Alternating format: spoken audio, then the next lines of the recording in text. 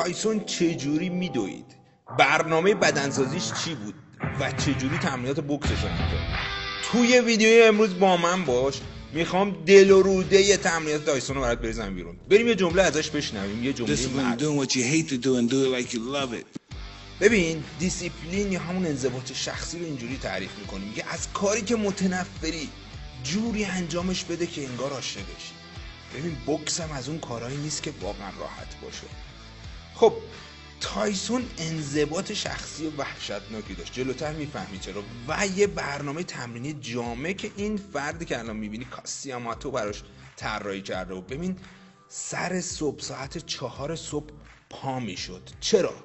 خب یه نگاه کلی به تمرینات تایسون داشته باشیم. تو صبح 4 صبح بیدار میشد، میرفت شروع میکرد تمرینات دویدن رو انجام میداد. 6 توی تخت خواب بود، 10 صبحونه‌شو میخورد و 12 روی اسپارینگش کار میکرد. ببینید 4 و 32 دقیقه کف خیابون تایسون شروع کرده تمرینات رانینگ و آوتدورش رو انجام میده که خودش هم این تمرینات رو خیلی دوست داشته، همیشه تعریف میکنه از خاطراتش.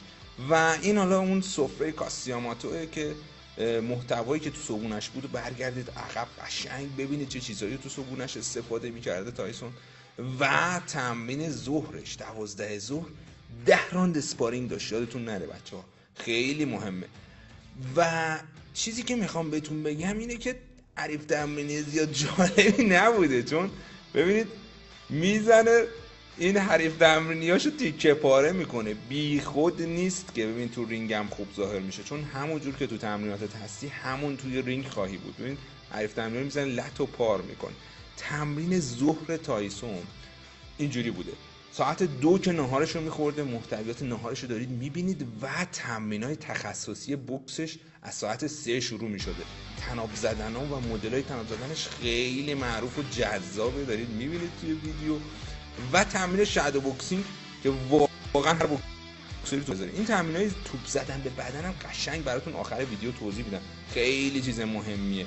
میت زنی رو هم که حتما داشته، بهترین میتگیرا میومدن براش میت میگرفتن. و قسمت دوباره جریان ظهرم دوباره تمرین اسپارینگ داشته. پس ببینید 2 پارت در روز این آدم تمرین اسپارینگ داشته. این باعث میشه شما خیلی از لحاظ مبارزاتی آماده بشید.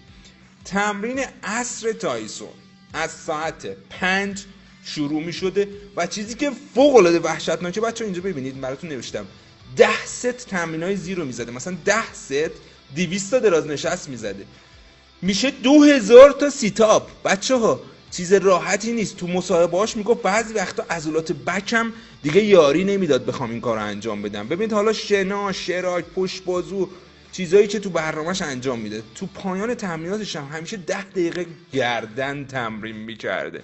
ببینید اینجا در حال زدن تمرینات شکمه که خیلی کور بوکسور رو قوی میکنه، باعث میشه مشتات سنگین میشه. مشتا که سنگین بشه این صحنه ها اتفاق میافتن. ببین جوری طرف و زده، طرف قبلش گم شده، نمیتونه خودشو پیدا کنه پاشه به خودش مسلط بشه، دارن جمع جورش میکنن، خودش هم اومد گرفت طرفو. و تمرین شبش ببینید 7 بعد از ظهر شامش رو میخورده، 8:30 دوباره یه حوازی با دوچرخه‌های استقامتی کار میکرده، 9:30 شب مطالعه و تلویزیون. محتوای مطالعهش چی بوده بهتون میگم، به ساعت تخت خواب رفتنش هم دقت کنید بچه‌ها. 10 شب که اونجوری 4 صبح بیدار میخوای بشی، اینو میخوای اون موقع بیدار شو. خب ببینید اینجا برمیگرده میگه که من دانشجوی جنگم، تمام نفراتی که تو جهان شاخص و مطرح باشن و من مطالعه کردم و همه‌شون رو میشناسم. کسایی مثل ببینید اینجا نوشته آکیلیس، اسکندر مقدونی، ناپلئون، میگه تمام زندگی نامه اینا رو من خوندم.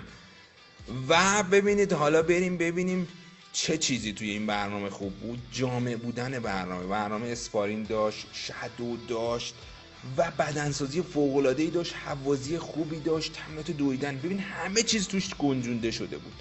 حالا یه سوالی که پیش میاد، چجوری از برنامه تایسون من نوعی الگو بگیرم؟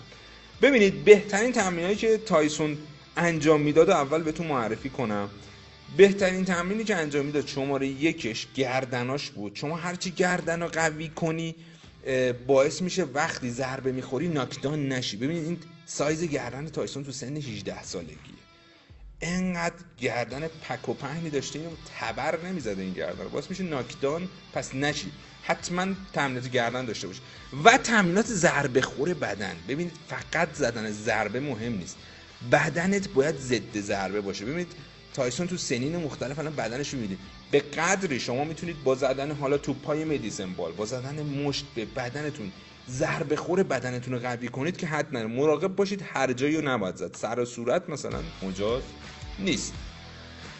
و تمرین فوق‌العاده بعدی که باید بذارید تمرینات جابجایی سره. ببین خیلی ها میان میپرسن آقا ما مشت میخوریم، یه لحظه نگاه کنید ببینید چقدر زیبا داره جابجایی سر انجام میده. خب قطعا باید این عضلات فیلتون و جابجایی سر انفجاری رو به بدنتون یاد بدید، فیله ها رو خوب کنید. ببینید کاستیاماتو مربیش داشت اونجا رضایتمندی نشون میداد و میخندید. اینم بازی تایسون با لوئیسه که ببینید چقدر جابجایی سر انجام.